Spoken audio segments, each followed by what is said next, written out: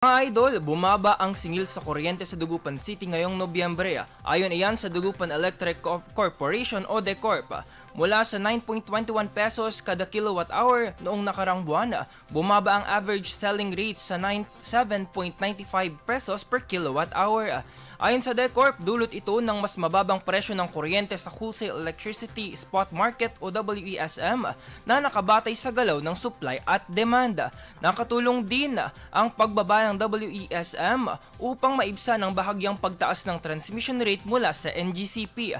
Tinatayang makakatipid ang karaniwang pamilyang kumukonsumo ng 100 kWh kada buwan ng humigit kumulang 1.26 pesos sa kanilang bayarin ngayong buwan.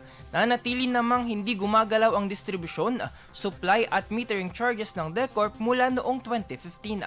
Pinalalahanan ng kumpanyang publiko na magpatupad ng mga hakbang sa pagtitipid ng enerhiya at magbayad ng kanilang bills sa oras upang maiwasan ang aberya at sa serbisyo. IFM News Express, Balitang Metro. IFM News. IFM News. IFM News.